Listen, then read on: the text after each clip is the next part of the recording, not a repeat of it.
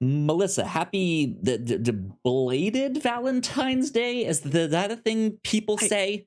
Valentine's Day was this past week, so I guess if you guys out there celebrate, happy Valentine's Day. Is that a thing?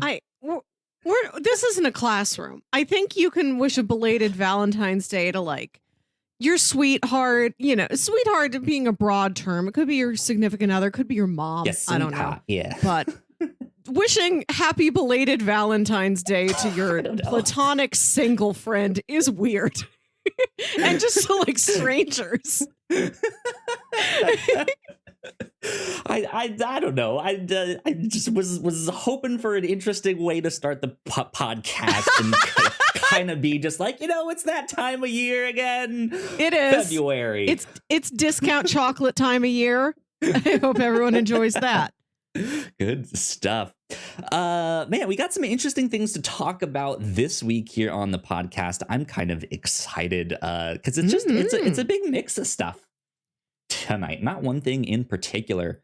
But if you guys did not know, this is number 223 of the Whatnauts Captain's Log, where every week we thirst for the taste of vengeance. No, I did it again. It's back. The second Vengeance time is back. Kyle, if you do this a third time, vengeance juice is going to show up in your house.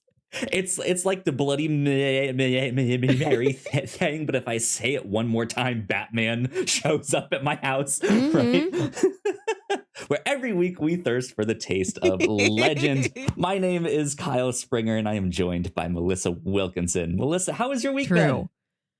It's been good. Can I read you all of the Cheesecake Factory cheesecakes? Sure. Yes. Please read me all of the Cheesecake Factory cheesecakes. Number 1, original. Fresh strawberry. Oreo Dream Extreme Cheesecake. That's the one I'm getting. I'm going to Cheesecake Factory tomorrow. I already picked it out. You're planning Ultimate ahead. Red Velvet Cake Cheesecake. Reese's Peanut Butter Chocolate Cake Cheesecake. Some of these cheesecakes have a cake inside them. That sounds good. Godiva Chocolate Cheesecake. Coconut Cream Pie Cheesecake. Adam's Peanut Butter Cup Fudge Ripple. No explanation on who Adam is. Perhaps from the Bible. Mystery to be solved at a later date. Yeah. Pineapple Upside Down Cheesecake. Celebration Cheesecake.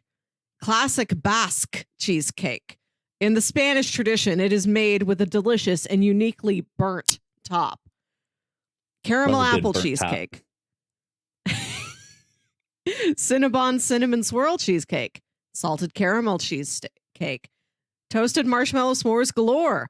Dulce de leche Caramel. White Chocolate Raspberry Truffle. Mango Key Lime. Fresh Banana Cream. Very Cherry Ghirardelli. It almost rhymes, but it doesn't. Chocolate Cheesecake. Lemon Raspberry Cream Cheesecake. Chocolate Tuxedo Cream Cheesecake for formal occasions. Chocolate Caramelicious Cheesecake made with Snickers. Chocolate Mousse Cheesecake. Lemon Meringue Cheesecake. Hershey's Chocolate Bar Cheesecake. 30th Anniversary Chocolate Cake Cheesecake. Also, doesn't list what it's the 30th anniversary of. I can presume it is the Cheesecake Factory.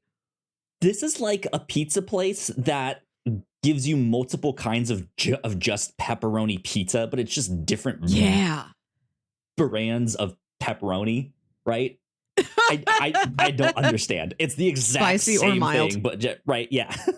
Oh, Kyle, what did I just tell you? Some of the cheesecakes are cheesecakes, and some of them also have cake inside of them. Right, you have to look at pictures of these. It's truly decadent. It's so over the top. That's why there are this many. We've got So Lowlicious with strawberries, vanilla bean, tiramisu, key lime, caramel pecan turtle, and finally, available from September, pumpkin and pumpkin pecan. It's quite a list. Was there any flavor you were hoping to see and you didn't? I don't think so. They've kind of got a lot of bases covered.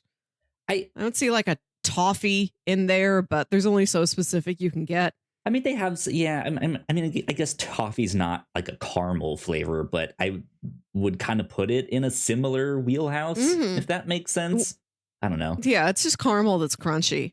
Yeah. I don't know if it is really different. But they have like three in my different mind, kinds of chocolate. And it's like, you get the Hershey's Yes. chocolate cheesecake. You get Right. regular chocolate cheesecake. You get Ghirardelli chocolate cheesecake or something. Oh, like, yes. it's just like, We've got Godiva, Tuxedo chocolate tuxedo means there is some like There's that like white like a white chocolate in there, chocolate too. or Yeah, right. something. Yeah, Hershey's chocolate bar cheesecake. So that's one of those ones that has cake in it. Like in Interesting. my mind, Cheesecake Factory is like the end of the universe. It's the be all end all of the restaurant experience. It's everything you've ever dreamt. It's all of Vegas Take that, crammed Rainforest into Cafe. Take crammed that, into Charles one Entertainment single mall Cheese. anchor. So when I looked up this list of cheesecakes, even though it's so many, I still in my mind thought there must have been more. I thought there were like 100 cheesecakes. I feel like they would have to nix the restaurant part of that to have the like 100 different styles of cheesecake, or it wouldn't be like like I still don't break the illusion if this is not true, but I still feel like they make all of those cheesecakes right there in the restaurant. They do, yeah. I've no reason to good. believe they don't. Whew.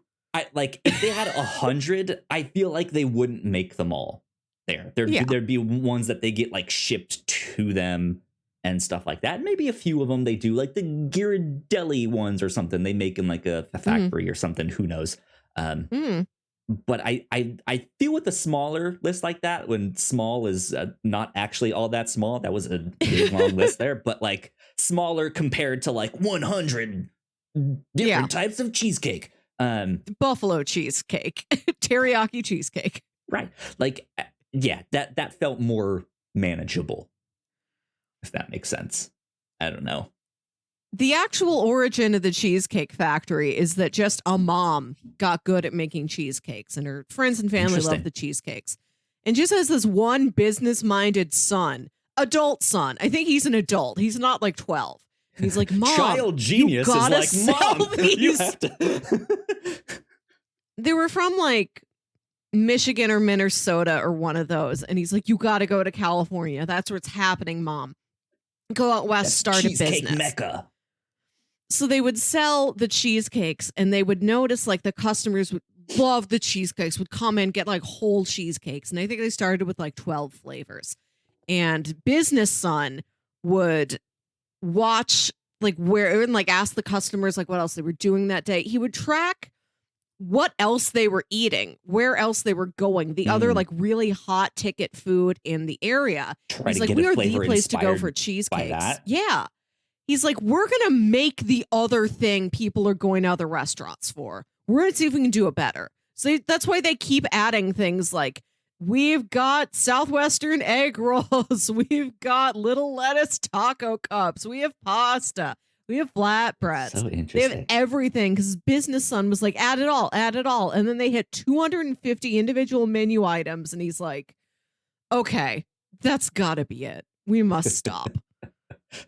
We are losing the trademark to Cheesecake Factory now that we have more things that are not cheesecake. Therefore, we must stop and go back to cheesecake.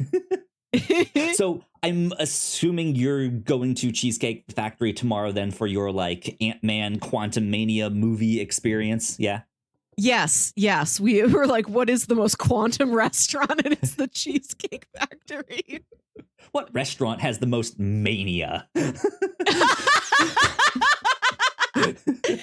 The waiter's going to ask us, so are you guys celebrating a special occasion? And we're like, yeah, first film in phase 5. Ant-Man, that's what we're celebrating. Yeah. Speaking of which, I went to go see Ant-Man. I will hold my thoughts till next week, and we can both do our Hollywood candle Yankee Goes to Hollywood bit there. But have to wait another week to relax. I mean, are you gonna be tense the whole time? Like, oh my god, what does Kyle think it smells like? Oh no, I'm worried. I just figured it would be good if we could both talk about it at the same time since we're both seeing it anyways. Yeah. So, yeah. Why not? We'll do the candle next week. Yeah. But there you go. I went and saw it Thursday night. So very nice. Had a blast. Good, cool. Good. I'm glad you're keeping up your movie tradition of Saturdays are the big day. You go out and eat, you have a blast. That's fun. Yeah, we truly do every time. Tradition. It's I love it. I do it by myself sometimes, so it doesn't have the same magic. Last week, I went to go see the Titanic re-release. Right. 25th anniversary of Titanic, the James Cameron film, not the boat, in 3D. Took myself out to like shopping and lunch and like a big movie. Because I've been working a lot of overtime, both at my day job and like I picked up an extra trivia hosting gig for somebody who needed as a substitute. So I'm like, Saturday, I'm going to relax. And then I get into the movie and I'm having a good time. And then like, it's the same thing that happened the last time I watched Titanic. It's like, I really feel bad that all these people are dead.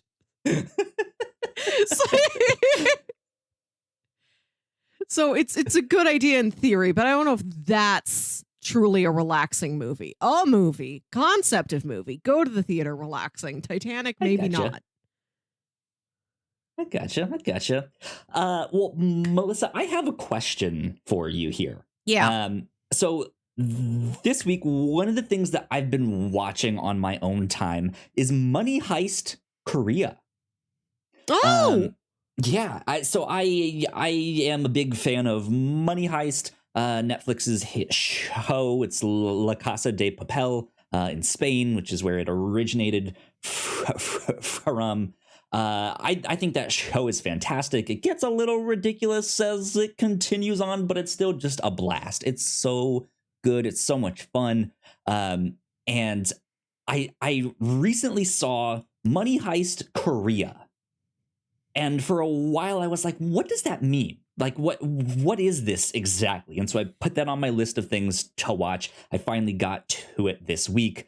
And yeah, I wasn't sure if this was like a new story, like new characters, but just happening in Korea, or if this was a remake of the thing. And turns out it's a remake of the original show. Same characters, different actors, same plot, like same beat for beat plot. They did have to change some of the backstories for some of the characters for it to fit in Korea, and some like smaller plot stuff. Like the whole thing centers around the joint economic area in Korea, and like the the possibility of unification between the North and the South. And besides that, though, it's the exact same plot.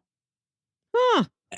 And I'm having a really, really interesting experience watching it because it is a foreign language show. So I can't understand what they're saying without reading the subtitles, which you guys know me. I watch a lot of foreign content, so that's not a thing. But because I already know the plot and the story, I find myself like not having to pay attention as much, and I can like check my phone and do all that stuff and look up and be like, oh, okay, they're at this scene, and I know exactly what's going on. So I just think that that's neat. Like I feel like I finally made it of like I can understand Korean, even though I can't. But like it's just like puzzle this has solved, got to be how right? you start, though. This has got to mean something. At least you're going to know the word for money. Maybe, I don't know. I haven't like picked up that exact thing.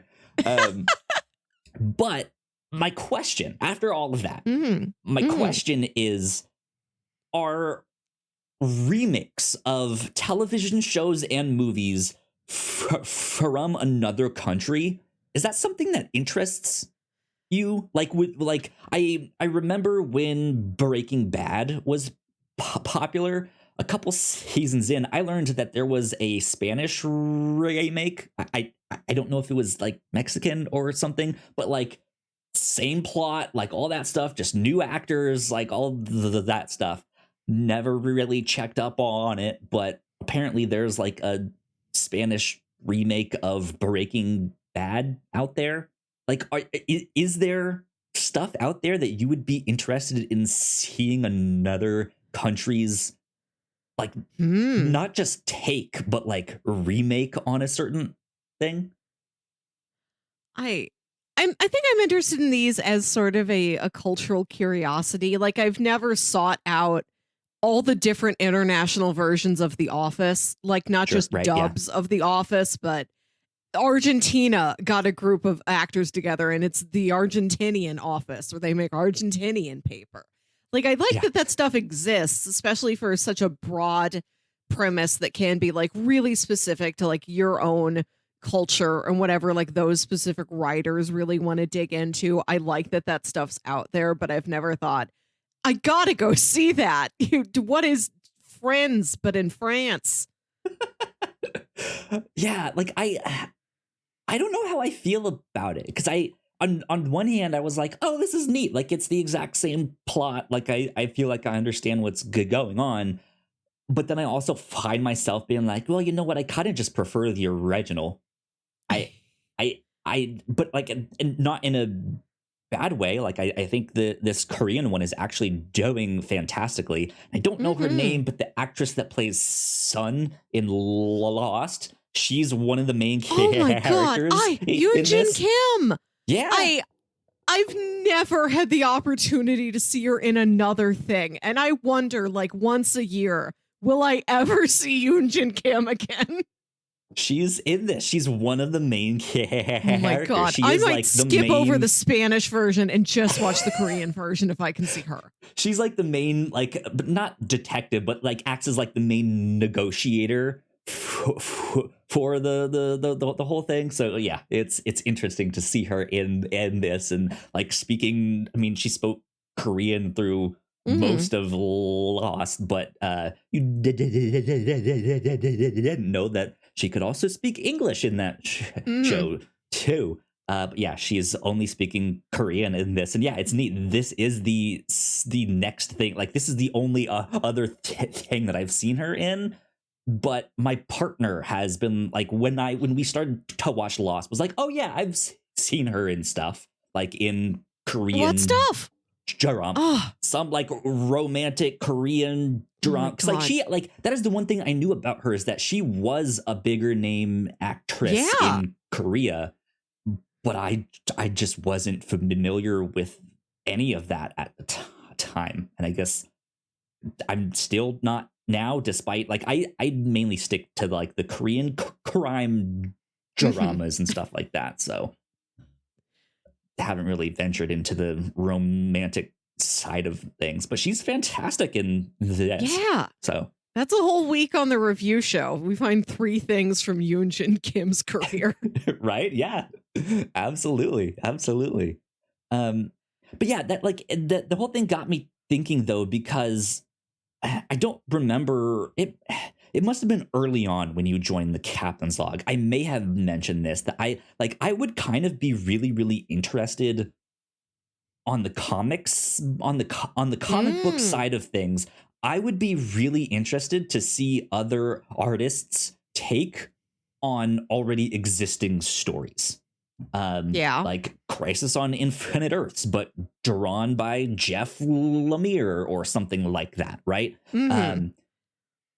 I think that'd be interesting just to see what different artists would do. Not that I think that like Crisis on Infinite Earths was good, but the art was bad or anything like that. I just think it'd be a neat experiment to see what they have, or to see like what different writers, without changing like the plot, like what they might embellish in the script, or how they might make it like more conversational for modern day times or something like that. And not do like their own like brand new story. I don't know. Have I mentioned that to you in the past? You remember that me sounds vaguely familiar. Yes. Talking about that. I just think that'd be a neat thing.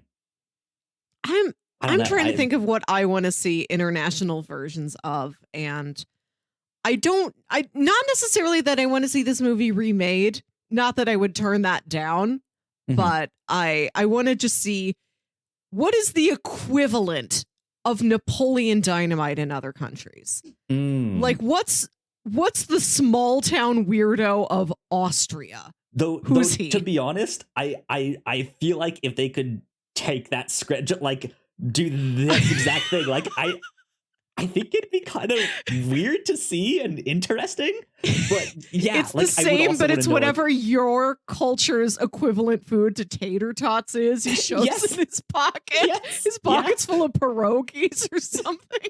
Yeah. That'd be interesting. What is the equivalent of Napoleon Dynamite in other countries? I would love to see that. That's fascinating. Because one of the things that also sparked this thought in my head, because this has been kicking around for a while in the back of my mind, is that at some point I want to pitch more K-dramas on the review show. So I was just looking around for some. There was one, the Korean drama that I watched recently, Beyond Evil. I liked one of the main actors that was in that. So I looked at like, what else is he in? Is there something that I can pitch? It turns out he was in a Korean remake of Luther, the Idris Elba like detective. Wow. Yeah. And so I was like that sounds awesome. Like I wouldn't know what that is. It's on some like K-drama streaming service that I don't have, so I can't really watch it unless we both were like, let's go test it out.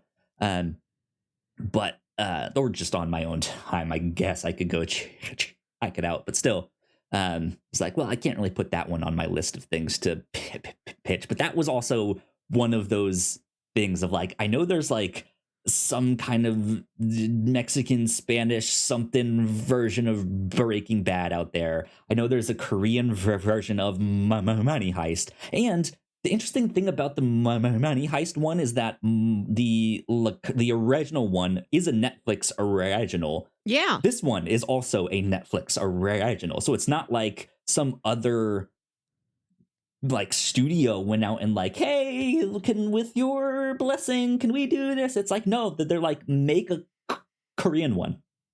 That was it. So yeah, there's that like Korean Luther thing. I kind of want to explore that world a little bit more. Like, what else is out there? Like, is there an Indian version of Lost? Oh, That'd be like, would you watch another country's version of Lost? Yes. Yeah. Yeah. If we can find that, Lost is such a multicultural show to begin with. You have so many characters coming directly from other countries, speaking a lot of different languages. I am curious what the makeup of it would be from another country. This is something we could do for a special episode of the Pilots Club, where we take like the pilot episode of a show from its home country, and then we watch the pilot episode of the remake. Like, we watch the pilot episode of Life on Mars, and then the weird American remake of Life on Mars. Yeah, I was thinking that, or like the like older version of a show, and then like the modern take. Yeah, stuff like that could be interesting. But okay, there you go. Yeah, that was just a question I had that was rattling around in the back of my head there.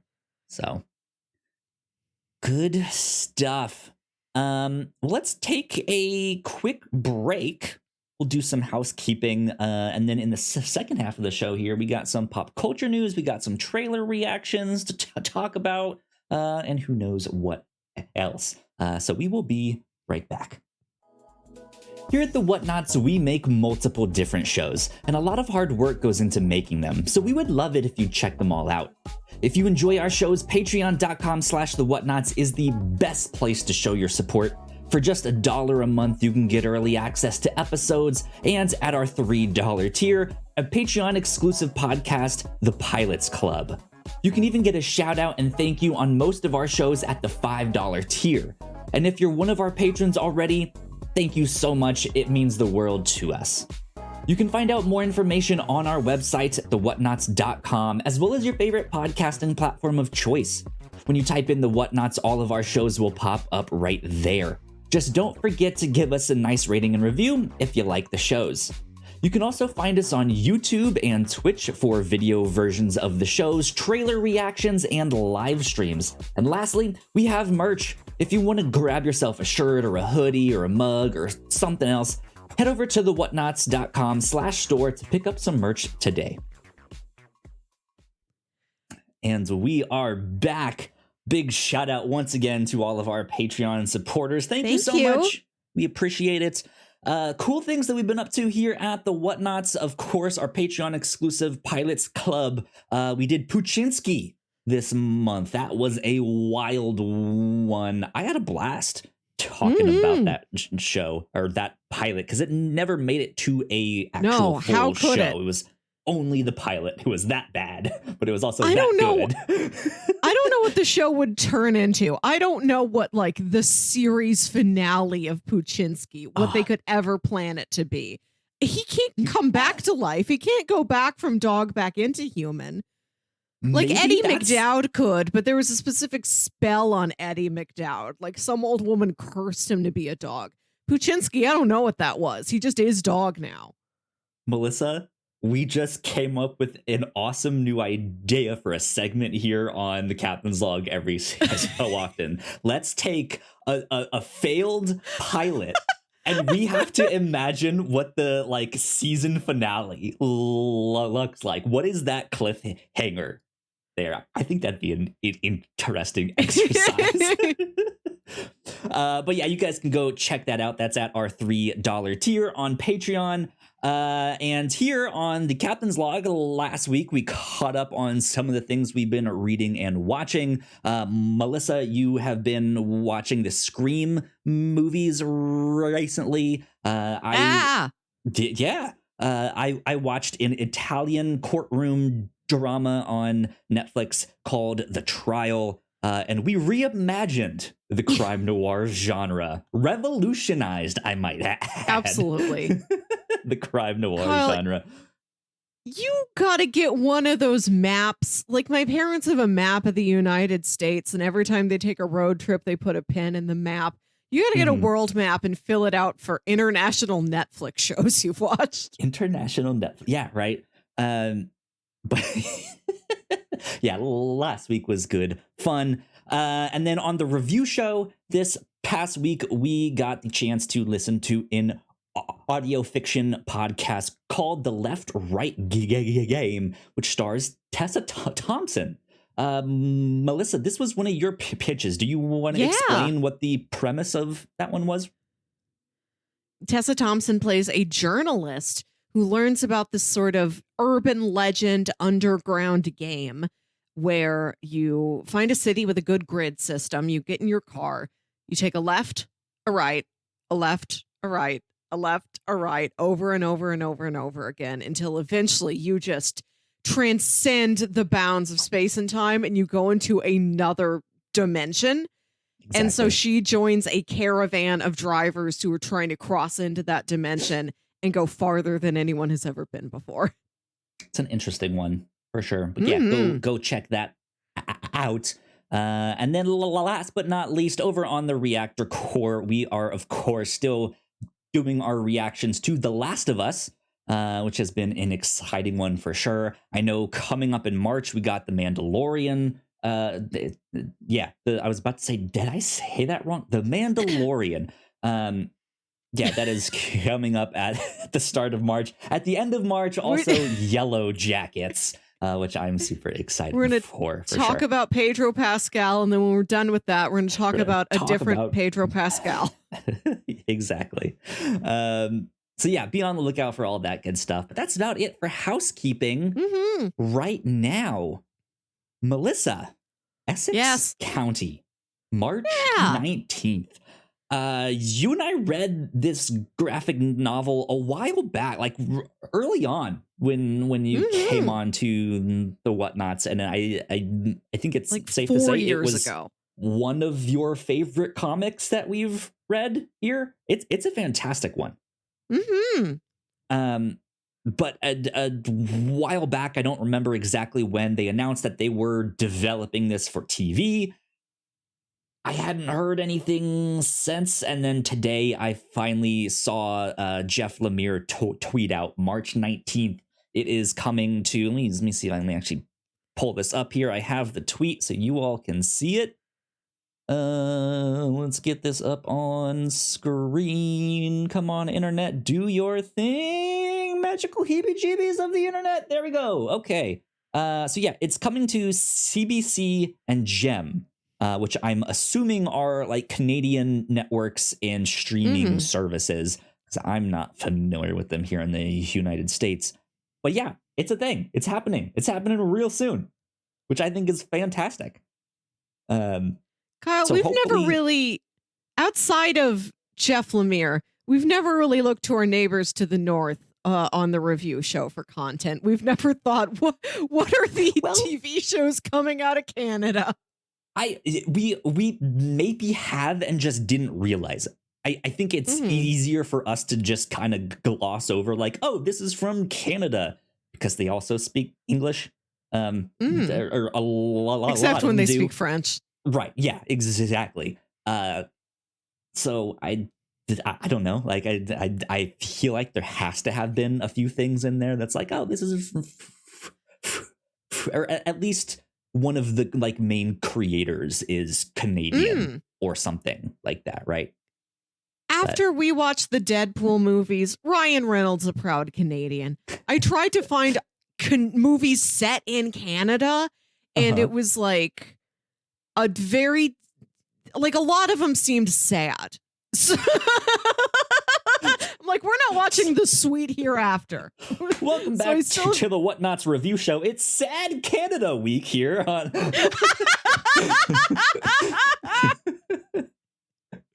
But yeah, I'm excited for Essex County. So hopefully it makes its way over somewhere here in the United States shortly after. That'd be an exciting one.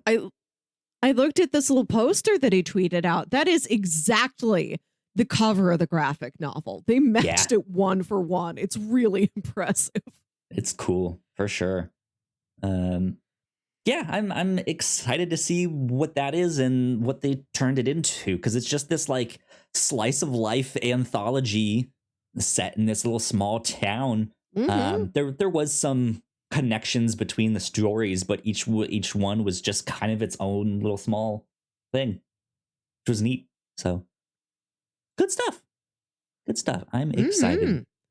Beyond that, we did get an update for The Marvels. Melissa, The Marvels got delayed from July 28th this summer to now their late fall, early winter release in November. November 10th is when The Marvels is coming out. But we also got a brand new poster for that one that had. Oh, I haven't seen that yet. Let me see if I can pull it up on screen. New. I get most of my news from the new Rockstar's Break Room, which is the live stream they do every day, Monday through Friday at 5 p.m. Central Time. So I haven't had time to watch it yet. They probably talked about it. I'm sure I will learn more. Yeah, let me pull this up on screen so people can see it here. Oh, I'm on Thingamabob. Oh, the Thingamabob isn't working. I used to have my zoom thing in so I could zoom in on the poster, but I don't. That's something's funky with it now. But yeah, has Miss Marvel down at the bottom, Captain Marvel in the middle, and Monica Rambeau up at the top. They each have their like a shining light star burst behind them in the shape of their logos. So it's cool. It's fun. But yeah, it does look neat. Yeah, I'm excited for this movie. They are taking what pretty much used to be the former Blade slot. So I'm happy that Yes. if Blade had to move, they're allowing other movies to have the same sort of cushion to them. Why let Yeah. one delayed movie time slot go to waste? Maybe something else can take that. Who knows what's going to be in July now? Not anything from Marvel, but is some other movie going to swoop in there like, we want that July weekend? Yeah, I don't know. Like I that's the thing that like I don't I mean there might be news on it out there of why it was delayed. I didn't really see anything significant. I'm wondering if there is like small reshoots or they needed to fix something on the post credits scene to include something else. For months, many months. Who knows? Yeah, because I mean July 28th is right around the corner, so I feel like most of this is done. But I Well, don't maybe know. I just don't know how to make a movie, right?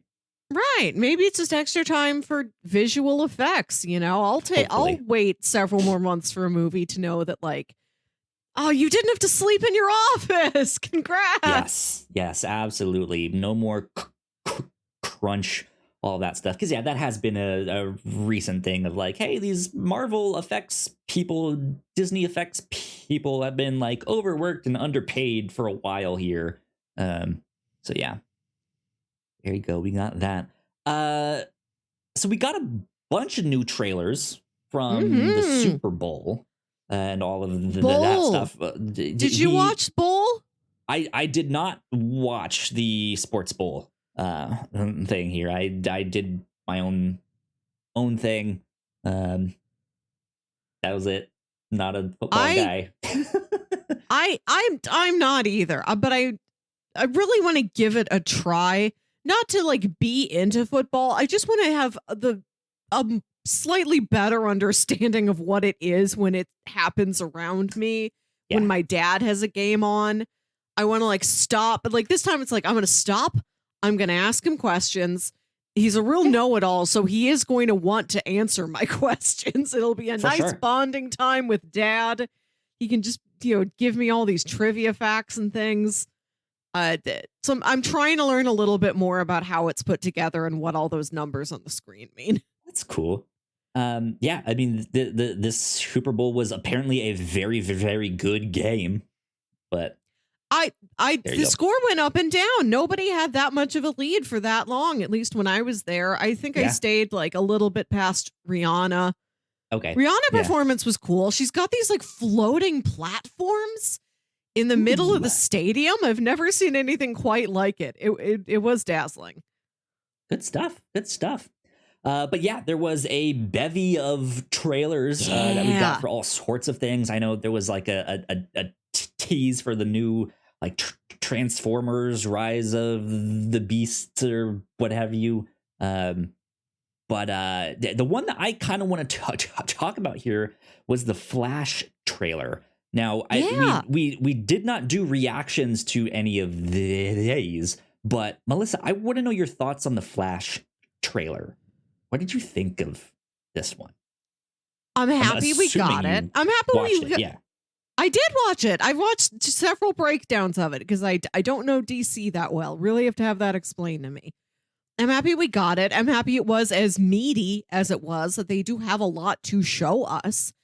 I liked how it looked. We read Flashpoint, and the number one thing in that I loved was skinny, kept in the dark his whole life Superman. And we're getting that with Supergirl, and I'm very excited they're using that concept. Yeah. There was like Subject 1 was the character's name there, and that's where he gets the S. But yeah, that like it's good that you've read Flashpoint, because that's definitely the like launch pad into what this movie is. So I feel like you had some good ground to stand on there with that. It was neat to see Michael Keaton back in his bat suit. That was neat. I actually kind of liked the trailer. Yeah. But I still have such mixed feelings about this movie and Ezra Miller and all the stuff they've done, and that hasn't been addressed really by the studio in any kind of meaningful way. It's just the whole thing is, I don't know, but I actually kind of liked the trailer. It was cool to see. Yeah, I'll tell you, of course we all knew Michael Keaton's back. Nobody told me Michael Shannon's back. Nobody told me Zod was going to be in this. Yeah. So instead of Flashpoint being like, oh, he creates a world where Wonder Woman and Aquaman are at war and like half of the planet is sunk underwater, all of that stuff. It sounds like he makes a world where no superheroes exist, period.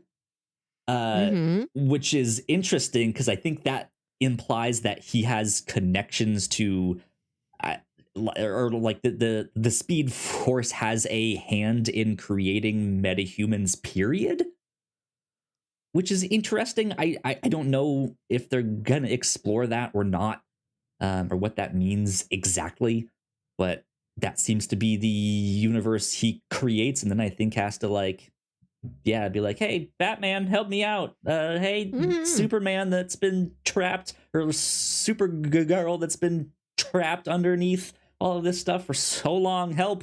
My only worry right now with this is that trailer looked bloated. It looks like there's going to be a lot going on with this. And the way Spider-Man 3 went and Amazing Spider-Man 2 went, and like I just am kind of worried they're just trying to do too much with this, right? Introducing Kara and introducing Zod and reintroducing Zod. Like it feels like a lot. It feels like it's not a Flash movie by himself, if that makes sense. I don't know. But yeah, I liked it. So far, so good, I think. Yeah. Guardians 3 trailer. Yes. I'd love to see that. Very emotional. Love the music choice. Good stuff with that. There was the Jordan trailer for the new stuff. I also got that as a trailer before going to see Ant-Man and the Wasp, which I guess looks interesting. I'm not particularly inclined to go watch that one, but looks good. I was in the other room and I heard my dad watching this on the Super Bowl, and I thought, okay, it's a movie about Michael Jordan. And I came in, I caught the end of it, and I'm like, it's just about the shoes? It's not about the basketball career, just the shoes? Yeah, it's about how he landed the deal. I think it is fascinating that sneakers and the Air Jordans themselves are they carry such cultural weight that you can have an entire movie about them. I think that's they really do. Neat. They really do. They're still making them. They're still popular. They're still like super expensive. Like it makes sense from like a sneakerhead's perspective, but it's also like the only thing I'm interested in about that movie is the kind of like wheeling and dealing of it all. Like you recently watched Draft Day, which I know you were kind of completely lost in terms of like, how does this, what football is it in this? Which I'm not learning any rules of the game here. I know a lot more about football, so I feel like I would understand it, but I like that kind of movie also like Halt and Catch Fire. Like it has like a similar vibe to that.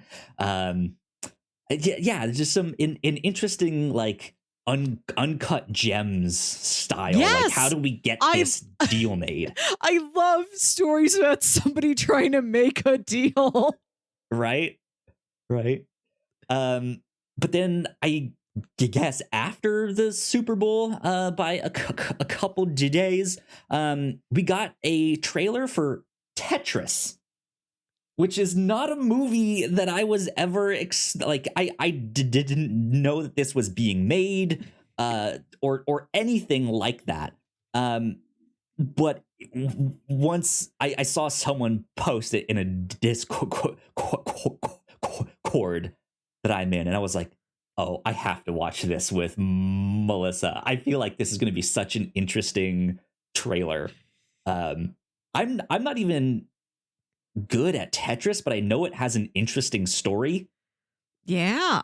Of like how it got made and stuff, and I'm not even super familiar with what that is.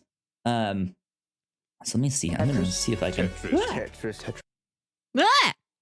I'm hearing a bunch of sound. Yeah, so it's a movie that's about Tetris. It's not set within the world of Tetris. It's Right, not about yeah. the blocks like Tiwi, Smash Boy, Hero, Cleveland Z, Rhode Island Z, Blue Ricky, and Orange Ricky.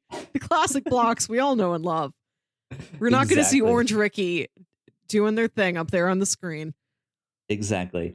So yeah, I figured we could switch over to a reactor core. Well, that's our social media buttons, not what I meant to hit. But switching over to reactor core. Once that goes away, bam, there we go. And we could do a trailer reaction for Tetris here. So let me put that back where it needs to be. Cool. I will kick things off. Welcome back to the Whatnauts Reactor Core. My name is Kyle Springer, and I am joined by Melissa Wilkinson. Melissa, how are you? Yes, I'm doing fine. Happy to have a quite an interesting new trailer to talk about. I like when we deviate outside of our normal big tent poles, big franchises to just find weird concepts like this. Absolutely. We have the Tetris trailer to react to right here and right now. This is not even something I knew that was in the works that they were making. But yeah, I'm a big video game fan, so I know that just from kind of being around that, the story of how Tetris got made is an interesting one. But I also don't know what that story is exactly. That's just like I've heard that it's an interesting one. So I feel like I'm in for a treat with this trailer here. So yeah, I say we jump right in and we can react to this. Let me pull it up on screen. There we go. And I will do our countdown from 3 and hit play. 3, 2, 1, play. Tetris. It's the perfect game. Oh my God, look at him. It was the most beautiful thing I'd ever seen. Good old-fashioned I played computers. for 5 minutes. We love a Still dusty see old falling grayish blocks in my yellow. dreams. It's poetry. I art like and this math, accent. working in magical synchronicity. It's the perfect game. Tetris. Tetris. I don't get it. It's a combination Original of Films. Tetra, 3 for 4, and tennis. Tennis. Okay. Inventor, he likes tennis. This game isn't just addictive, it stays with you. This is a once-in-a-lifetime opportunity. Hank, only 10 other people in the world have seen what you're about to see. It's called the Game Boy. Package Nice. Wow. Can you get us the rights? The Soviet Union Like had the music. worldwide rights. Hey. Nothing gets out easily. I'm gonna go to Moscow. You're walking into a country. Still considers America enemy numero uno. Okie dokie.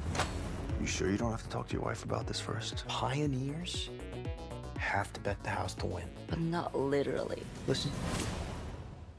Have you ever heard our apartment this quiet before? This looks so Yeah, cool. pixel art. Your game is brilliant. I'm gonna make you a millionaire. Mr. Rogers, have you ever negotiated with the Soviets? We're here for Tetris.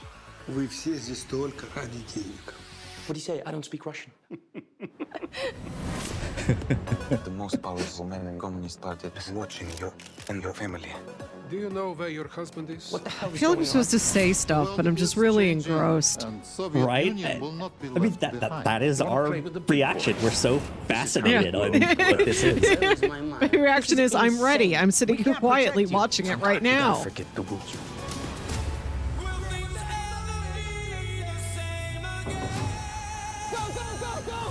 I am so down for this. This is criminal.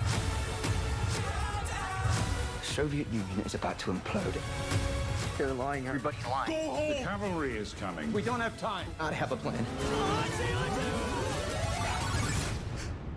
Oh my God. Kings of cliffhangers. God, I hope this thing is full of pixels. This is awesome. This looks so cool. Not bad. Rated R. For real it's a gamers. whole film. R for real gamers. R for retro tech dramas, my favorite genre. Yes. I need to find everything that's in this genre. I need to wring it dry. Yes, absolutely. I loved the vibes we got with this here. I mean, off the bat, this immediately reminded me of $1 Billion Code, which we watched on the Whatnauts review show, one of our other podcasts, Halt and Catch Fire. Like one of all our that, favorites. Like, this is speaking our language, Yeah. Melissa. This is so our good. language is like green characters on a black screen where a guy Yes. types and types all night and he gets divorced. That's my Yes, favorite this genre. this looks so good. But that's the thing. I'm interested to see like how they do mix in some of the pixel art stuff that we did see. Is this in Love effect that. how much of this? I mean, because this is supposed to be based on a true story, but how much are they embellishing? Is that when they're gonna start to bring in some of the pixel art to like maybe like, okay, this didn't really actually happen, but here you go, boom, boom, boom. Here's a like reenactment. I don't know. I'm fascinated by what this is or what this could be here. But before you and I were recording this, we were talking about the new trailer to that like Air Jordan movie. I don't remember exactly what it was called, but that also had a very similar vibe to this. I'm just like, how did this deal get made? Right? I'm so excited. I This want looked like a blast. the next big wave of films to be product origin stories. I need McFlurry the movie. I need them all. What's something in your life you take for granted? We're going to tell you about it. Yeah. And this is coming to Apple TV Plus, so good on them. Appropriate. They're getting some more, some more good stuff here. Yeah, I'm excited. And they've for got this like a one, lot for of sure. really strong series, but I have heard less about their films, except for Academy Award winner Coda. Yeah, they do put a couple out every now and then, and I think they've been known to do pretty well, or they're at least trying to make them like it's the newest Will Smith movie. It's the newest Tom Hanks banger, right? It's something like that. I love a good Hanks banger. Hey, Hanks is always making bangers. You know what I mean? It's good stuff. That's good stuff. Yeah, that was fun. I'm looking forward to this one for sure. This is going to be a blast, but I think that wraps us up for our reaction to Tetris. Melissa, where can the people find you on the internet? You can find me on Twitter and Instagram at Wilkywit. That's WILKYWIT. And listen to my other podcast, Saturday Morning Obscurities. For sure. And if you guys would like to stay up to date with me, I'm at Yo Kyle Springer. And if you guys would like to follow all of the stuff that we do here at the Whatnauts, we are at the Whatnauts. So please go like, share, and subscribe. You guys know the deal with all of that. And we will catch you in the next one. Bye. Bye. Cool. We've returned? Here we are. We have returned. We are still trucking along. So I also put the John Wick 4 final trailer in our Discord for us to react to. What you did was you put it in there and you said also this if we want. And I didn't respond because I figured that was a given. I want. Okay. I figured you would just know that. So my thinking was the trailers for this have already been out, right? This is the final trailer. But also this was one of the trailers that was on my like Ant-Man Quantumania stuff. So now I've technically already seen it, but I'm happy to watch it again and do a reaction. We don't have to react to it. We can just talk about it and that it looks very cool. I'm very excited. It's so colorful. I like that it's got a lot of the emotional stakes in it, and this is a franchise that really has earned those emotional stakes. Like, you really do care about all these characters. It's not just like neon lights and shoot 'em ups. Yeah. I mean, also it's got the Sopranos song in it. Yeah, it's an interesting trailer. I'm excited to see what they do. If this is like, are there meant to be more after this one? Is this wrapping there might be things up? 5? I think I know. heard there's supposed to be 5. But if this is kind of meant to be like him getting back at the organization, like, is he gonna go fight? Yeah, is he gonna go fight? What's his name? The one dude who was out in the middle of the desert. That would be. I would like to see that actor in like more high stakes like action stuff. I don't think I've really seen him do much choreography stuff, so that'd be neat to see him in that. But then I don't know. He wasn't in this trailer, so who knows? Oh, I think you see him briefly. I think they go to He might be in Paris. there. I really want him to slam somebody into that glass pyramid on top of the Louvre. Yeah, that'd be fun. I was just watching Lupin on Netflix. Ooh. And there is a scene, where a car crashes into that big pyramid on top of the Louvre. And they get stuck. Like, the whole thing like caves in, but like bends in, and the car gets stuck there. So it's fun. But yeah, good trailer with that. I'm excited to see all of those characters return, stuff like that. It's gonna be exciting. We got some good movies coming out. Have you seen a trailer for a movie called Inside? It's ringing a bell, but I don't remember if I saw the trailer. Let me look it up and see what this is. The title's relatively generic, but you would remember if you saw this trailer. Willem Dafoe is some sort of an art thief. He hacks his way into this high-rise, like, high-tech penthouse and to steal some painting off the wall. And then something goes wrong. He triggers an alarm. Whoever his guy is on the outside helping him get in is like, no, man, you're on your own, and like abandons him. And he is trapped inside this apartment where whoever owns it must be out on some long, like they're not going to be there for ages. The whole thing's got electricity and power, so it can still power that like high-tech security system. But there's no food. The water isn't turned on. There's something wrong with the thermostat, so it keeps getting hotter. And Willem Dafoe is just stuck in there, going mad. Interesting. Yeah, I'm watching the trailer now. It looks kind of cool. I'm real excited for this thing. Check it out. Yeah. It comes out, I think, March 10th. March 17th I saw the trailer. Is what it says. Oh, I swear they moved it back a week because I know it said 10th. Man, I saw the trailer when I went to go see The Whale of all things. Yeah. Maybe this is maybe they're from the same studio. Maybe they're like, could this get Willem Dafoe an Oscar nomination? It probably could. We're playing it just in front of other Oscar nominated lead performances. But I'm excited. Have you seen Man vs. Bee on Netflix?